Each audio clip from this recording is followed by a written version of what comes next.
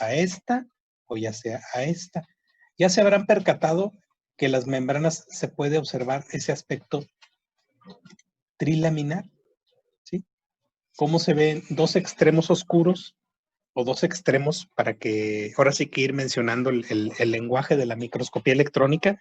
Acuérdense que en la microscopía electrónica lo que se ve negro se le dice electrodenso. Esto es muy importante para que quede así como, póngalo ahí en una marquita especial en su cuaderno, o en los que están tomando apuntes, o en los que están prestando atención, presten más atención. Lo que se observa oscuro, gris oscuro o negro en la microscopía electrónica, como por ejemplo esto que está en la esquina superior del lado izquierdo, se le dice electrodenso. Y lo que se ve gris claro a blanco, como esta zona de aquí, se le llama electrolúcido, ¿sí? Electrolúcido. Ese es el lenguaje del microscopio electrónico. Ahora bien, vámonos a la membranita, que es lo que estamos viendo de este lado. Presten atención a la membrana. Sí, dígame. ¿Podría volver a repetir cómo se le dice a cada uno? Ahí va de nuez. Lo que se observa de color negro, oscuro, gris oscuro a negro, como esta zona de la parte superior del lado izquierdo, se le dice electrodenso. Y lo que se observa gris claro a blanco con el microscopio electrónico se le dice electrolúcido. Entonces, aquí se pueden observar las dos membranas, y si ustedes le prestan atención, en esta zona que les dije originalmente que se enfocaran, se ve aquí una membrana y acá abajo se ve otra membrana. Ahora, noten ustedes cómo sí se ve el aspecto trilaminar que les mencioné en la diapositiva. Ahí les dejé el puntito a un lado para que vean la membrana, el puntero. Vean cómo en esa membrana que está ahí se puede observar las dos zonas electrodensas negras y un centro electrolúcido clarito, muy apenas, pero sí se alcanza a percibir. Por eso les digo que de preferencia, si traten de ver la presentación, véanla en una computadora, no la vean en el teléfono, porque en el teléfono sí, pues, obviamente el aumento que van a estar viendo pues no va a ser el mismo. Y de preferencia, si lo van a ver, véanlo en una laptop grande o en una computadora de escritorio, para que tengan un mayor alcance. Fíjense, entonces ahí donde ven el puntero láser, aquí se puede ver el aspecto trilaminar de la membrana celular con la microscopía electrónica. Tiene dos extremos electrodensos y un centro electrolúcido. Y aquí está una imagen con la microscopía de fuerza atómica, ¿verdad? Pues prácticamente como si estuviéramos viendo la superficie de un planeta con un telescopio, ¿no? Vean cómo sí se pueden ver elevaciones como montañitas, miren, esto que se ve aquí, se pueden ver hoyitos o fenestras, depresiones, ¿verdad? Esto es con imagen de microscopía de fuerza atómica de una membrana celular. Pero vean, incluso ya desde la microscopía de fuerza atómica yo puedo ver como que regiones, miren. Aquí está lo que es la superficie, aquí está la superficie, y como que si estuviera separada la membrana celular en regiones, miren, como si esta fuera una región, y luego acá de este otro lado fuera otra región, o acá de este otro lado fuera otra región, como si fueran diferentes regiones. ¿Sí? Entonces, cuando se observa ya con la microscopía a gran aumento y sobre todo con técnicas de biología molecular, se puede ver incluso, como les digo yo, regiones, dominios, ¿verdad? En los cuales pues ya se sabe en la actualidad que estos dominios pues ya tienen diferentes funciones en particular, ¿verdad? Entonces, estos dominios, ¿verdad? Contienen altas concentraciones de colesterol, glucosfingolípidos, y estas pequeñas regiones en las cuales se divide la membrana con funciones y estructuras específicas se les llaman balsas lipídicas, ¿sí? Balsas lipídicas. Dentro de las correlaciones clínicas, ya en la actualidad, con el conocimiento de las balsas lipídicas o estas, digamos que serían subregiones de la membrana, ¿verdad? Se sabe que algunas bacterias, como por ejemplo la Shigella, ¿verdad? O algunas especies de salmonela.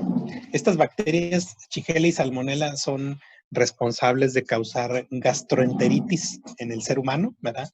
¿Qué quiere decir es una gastroenteritis? Pues es una diarrea, obviamente todo lo que implica un síndrome diarreico, una infección del tracto digestivo. Se sabe que este grupo de bacterias, Shigella salmonelas, hacen un efecto de secuestrar las balsas lipídicas. Obviamente, Un componente importante que tienen las balsas lipídicas, tienen receptores de membrana. Y muchos de estos receptores de membrana pues tienen moléculas que sirven para señalizar, ¿verdad? Entonces, obviamente, ¿verdad? Al secuestrar estas balsas, ¿verdad? Utilizan sus componentes, sus receptores para facilitar la entrada a la célula e infectar a la célula. Me refiero a las células del intestino, ¿verdad? Otras células, por ejemplo, utilizan las balsas para evadir la fagocitosis y que se las coman y puedan destruirlas, y obviamente la destrucción por el aparato digestivo. Entonces, hay bacterias que pueden utilizar estas subregiones o balsas para entrar y otras, al contrario, bloquean estas balsas para evitar que sean comidas y procesadas. Y esto es lo que les decía. La membrana celular, no olvidemos, es una estructura que no es lisa completamente, tiene distintos componentes en la membrana, proteínas insertadas, periféricas, proteínas transmembrana, incluso proteínas que tienen esa capacidad de, por lo plegadas que están, entran y salen en la misma célula en toda su composición tridimensional. Entra y sale, entra y sale. Este grupo de proteínas se les llama multipasos, ¿verdad? Obviamente, yéndonos más a profundidad, con técnicas especiales como la criofractura, que es la que acabamos de mencionar hace unos minutos, podemos dividir la membrana o separar la membrana en dos regiones, como si estuviéramos abriendo un libro, ¿sí? Esto con la ayuda de las técnicas de criofractura.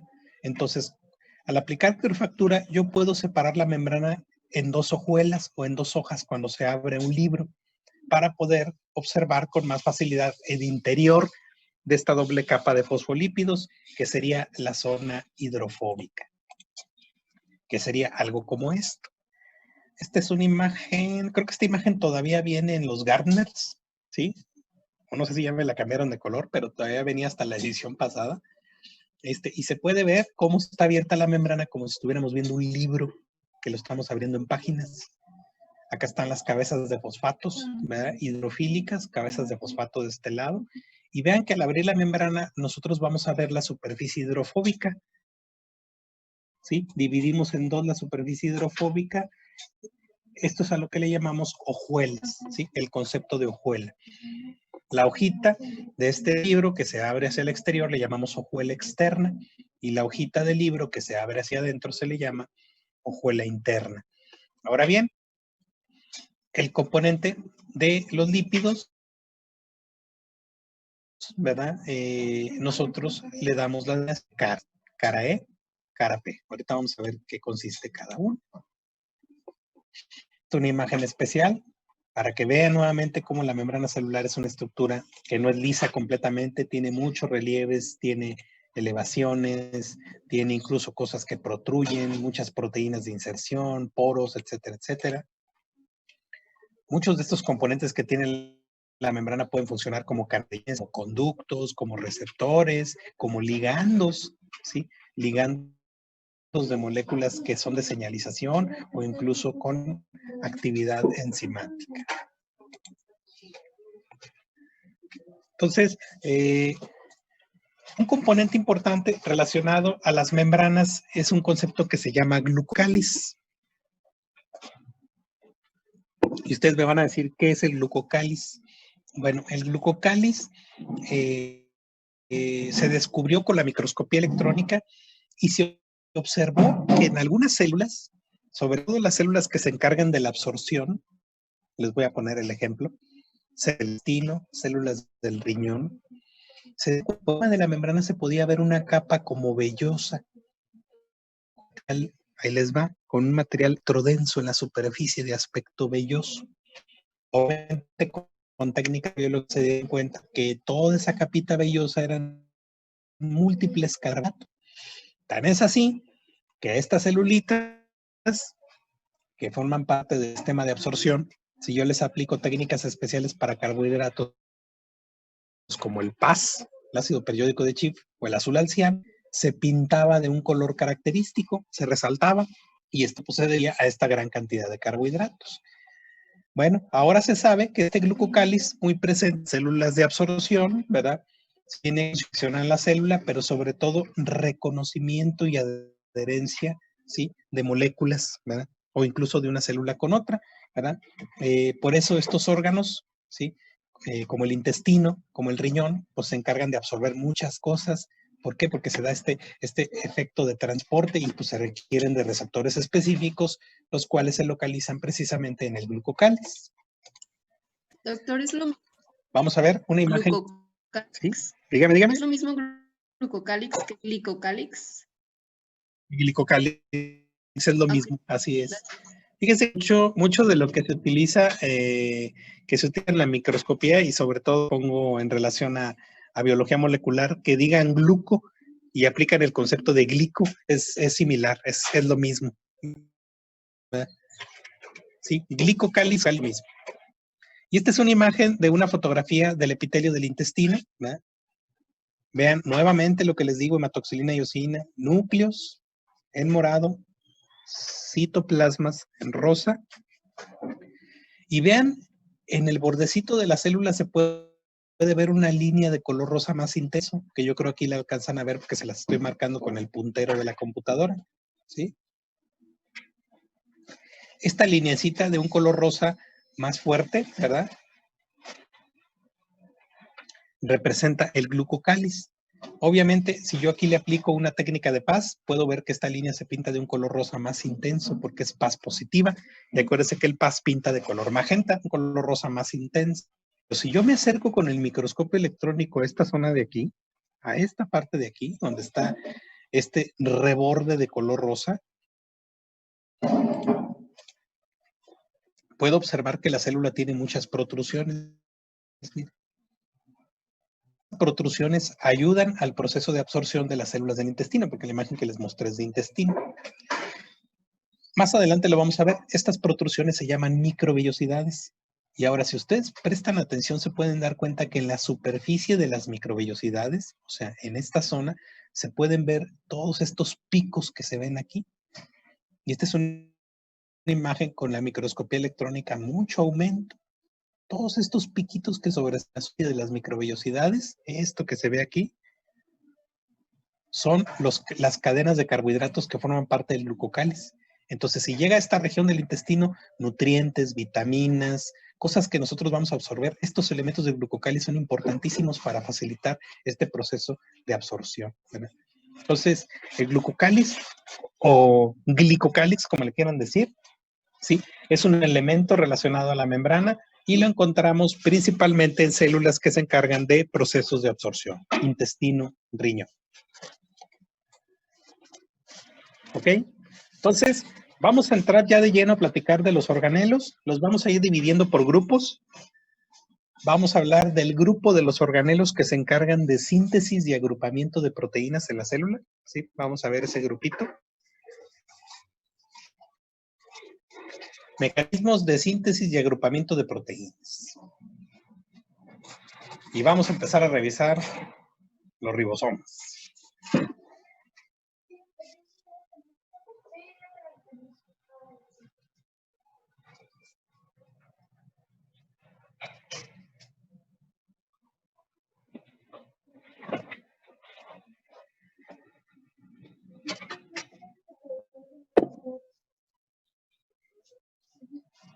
¿Ok? ¿Qué representan los ribosomas?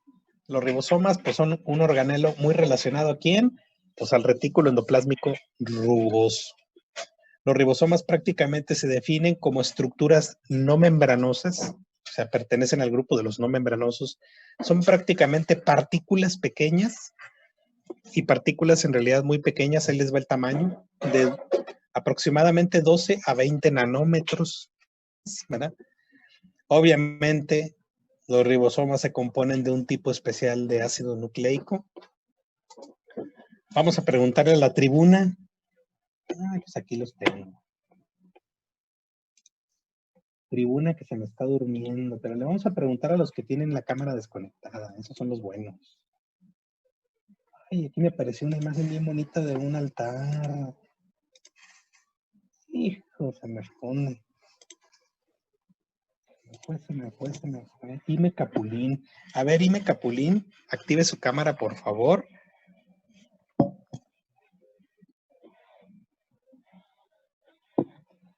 Ya me dejó ahí, me dejó en visto con la fotografía. Muy bonito altar, ¿eh? No, Y, aquí ando, pero es que ya voy, y ¿eh? ahí dormido. Ya voy. ¿Qué me va a preguntar? No,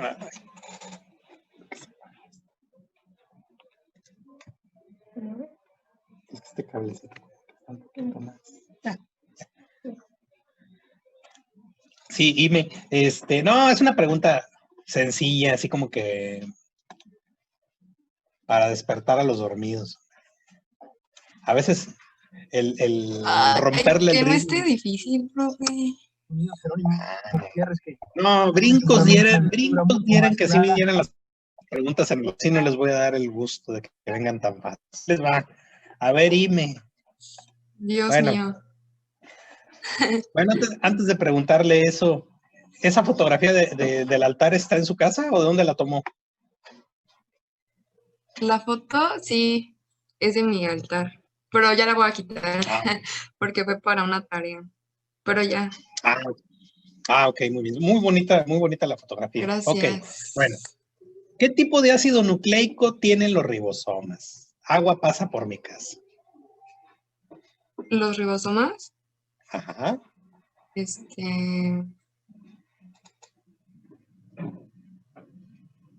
espere. ¿No sería ARN? ¿A cuál, perdón? ARN, no. ARN, muy bien. ¿Sí? ¿Sí es? ARN, muy bien, pero le falta el apellido, agua por casa. No me vaya a decir aguacate. Contarota.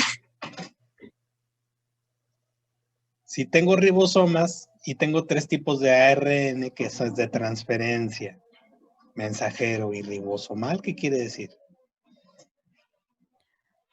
ARN ribosomal. ARN ribosomal, por eso le decía la famosa frase mexicana de agua pasa por mi casa. Pues sí, los ribosomas tienen ARN ribosomal. Ana, muchas gracias. Entonces, para despertar, que se me duermen. ¿Cuál es el origen de los ribosomas? El origen de los ribosomas es en el núcleo de toda la ¿verdad? Se forman en una fábrica especial. Esa fábrica especial, adelante. Esa fábrica especial que se encarga de elaborar los ribosomas se llama nucleolo. ¿Sí? Todas las células tienen un nucleolo. Obviamente, en algunas células el nucleolo es más prominente que en otras, porque pues ya sabemos que los ribosomas se relacionan con la síntesis de proteínas. Entonces, las células que generan muchas proteínas, pues obviamente van a tener núcleos muy grandotes y sobre todo un nucleolote bien grande, porque si el nucleolo es la fábrica de los ribosomas, pues debe estar muy grandote, ¿verdad? Entonces, estas partículas pequeñas se componen hasta un 40% de proteínas y un 60%, aquí está, las siglas universales, 60% de ARN ribosomas. Los ribosomas se componen de 2 subunidades, una que se llama subunidad mayor y otra que se llama subunidad menor. Normalmente los ribosomas se encuentran, como les voy a decir ahorita, disociados. A lo mejor nosotros cuando los vemos en los dibujitos o en los esquemas, se puede ver todo lo que es el subunidad ensamblado, las subunidades ensambladas completamente, unidas, vamos. Pero cuando el ribosoma está en reposo y no está trabajando, las subunidades tanto mayor como menor se encuentran disociadas, se encuentran separadas. Y vean el tamaño que tiene cada subunidad. La mayor tiene cerca de 50 proteínas, la subunidad menor 30 proteínas. Y solamente cuando se está dando el proceso de traducción, ¿sí? Solamente cuando se está dando la traducción, las subunidades se encuentran juntas. Si no hay traducción, las subunidades están libres en el citoplasma y están disociadas. Ahora, ¿cómo se ve los ribosomas? Bueno, y usted me dice, oiga, pues aquí me está poniendo un anuncio que en la microscopía de luz se identifican y pues si miden 20 nanómetros, pues va a estar cañón que yo los pueda ver en un microscopio de luz, ¿verdad? Estamos de acuerdo. Pero ocurre algo interesante, cuando los ribosomas están asociados al retículo endoplásmico rugoso y nos referimos a una célula que produce muchas proteínas, pues en ocasiones se acumulan en muchísimas cantidades Y no me refiero a 10, 20, 30, 40, me estoy refiriendo a miles, cientos de miles de ribosomas asociados al retículo endoplásmico rugoso. Y cuando eso sucede, en el citoplasma se pueden ver las zonas donde ellos están acumulados con el retículo rugoso y dan un aspecto de acúmulo en el citoplasma como si se vieran grumos basófilos, ¿sí? Como si se vieran grumos basófilos.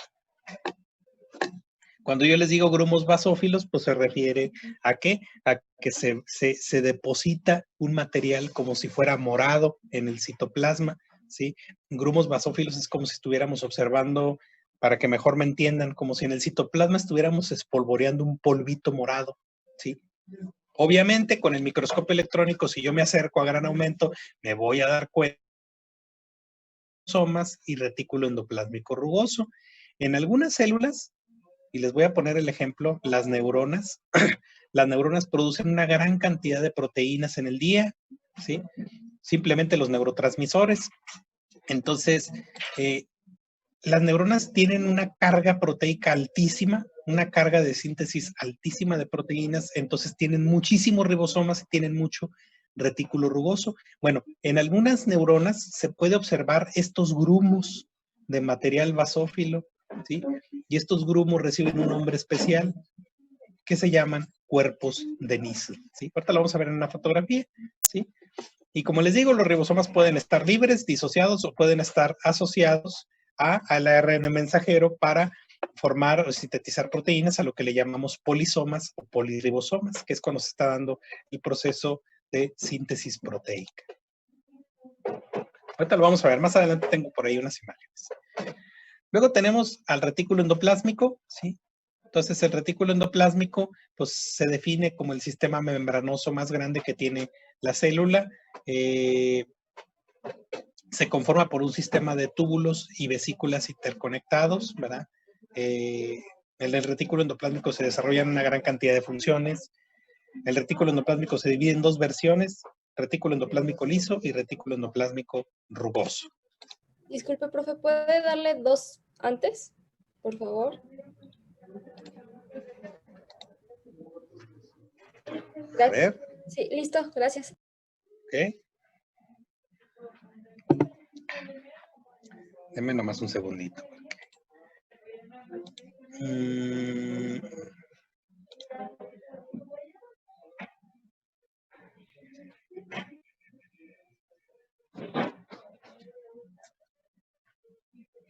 Sí, sí está bien, porque creí que estaba poniéndoles, porque como a veces tengo algunas presentaciones que les cambio algunas cosas, pero no, sí les puse la correcta. Ok. Entonces les decía, siguiendo o platicando de los organelos relacionados con la batería de síntesis y agrupamiento de proteína, les digo, está el retículo endoplásmico. Para muchos, ahí les va, considerado el complejo de membrana más grande que tiene una célula, complejo membranoso más grande de la célula, y el retículo endoplásmico se divide en dos versiones. Doctor. Retículo endoplásmico liso y rugoso. Doctor. Dígame. Una disculpa que lo interrumpa, pero es que no se ve la presentación. Válgame Dios, a ver. Dame un segundito. Se me volvió loca la máquina.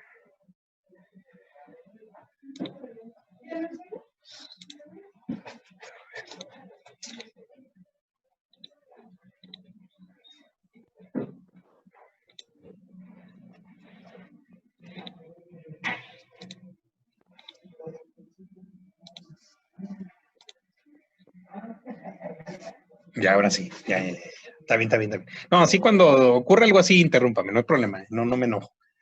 Pero yo como no me había dado cuenta, fíjense, yo todavía tengo la ventaja de que estoy utilizando no he conseguido, parece que me lo he propuesto, cada fin de semana que pasa, voy a comprarme una diadema con el micrófono y siempre se me olvida. Y lo peor de todo es que paso por un ladito de Steren, voy a parque, voy a galerías, y paso por un lado de Steren y se me olvida comprarme una condenada diadema con micrófono. para poderla conectar a la computadora, porque con la diadema sí puedo hablar, pero este equipo de la computadora de aquí de la oficina, del hospital, no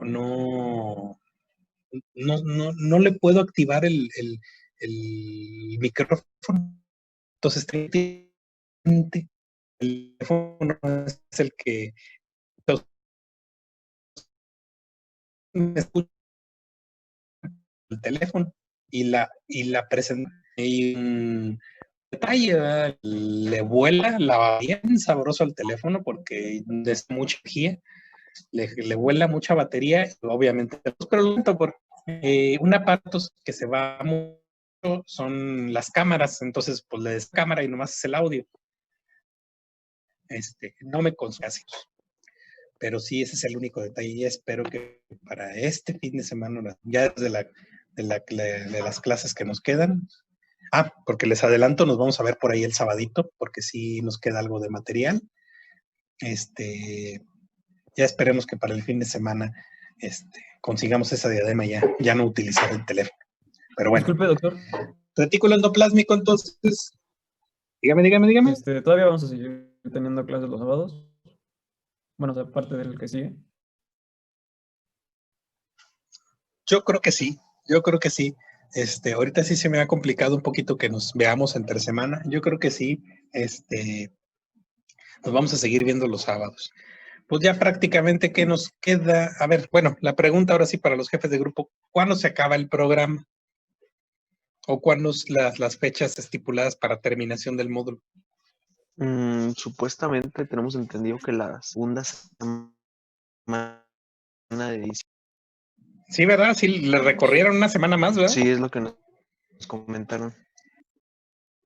Bueno, sí, pues es que como quiera, sí es un poquito, están cargaditos los temas y a veces, fíjense que algo que a mí me quita mucho tiempo y todavía no he madurado eso de meterme a la plataforma y hacerlo por medio de la plataforma, porque según me comentan en la plataforma, pues no hay límite de tiempo, uno lo puede hacer.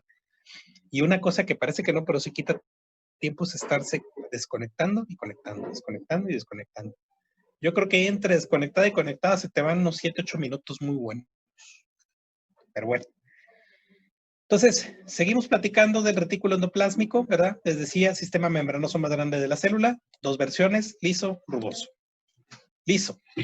Entonces, a diferencia de lo que es el rugoso y el aparato de Golgi, que cuando se acumulan en grandes cantidades le da una tinción en grumos morada al citoplasma, que es lo que dice ahí, que se observa basófila, ¿verdad? El retículo liso es todo lo contrario. El retículo liso tiene mucho sistema de membrana, pero obviamente carece de ribosomas.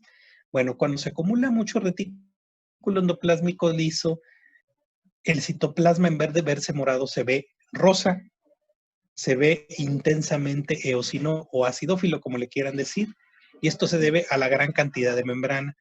El retículo endoplásmico liso puede observarse en algunas ocasiones de forma en tubitos, tubular, más que en forma sacular. Se dice que el retículo liso puede estar separado del rugoso o puede ser incluso una extensión del retículo endoplásmico rugoso. Todavía no se conoce el por qué. Participa de manera importante en síntesis de múltiples moléculas. Yo creo que aquí ponemos en pie, puede estar relacionado con la síntesis de todo lo que tiene que ver con lípidos, todo lo que tiene que ver con colesterol, todo lo que tiene que ver con triglicéridos, esteroides, ¿verdad? Por ejemplo, el grupo de los esteroides son unas hormonas derivadas del colesterol. Entonces, todo lo que tiene que ver derivado de colesterol, lípidos, grasas, triglicéridos, surge en el retículo liso, ¿verdad? En algunas células, el retículo endoplásmico liso es un órgano de destoxificación.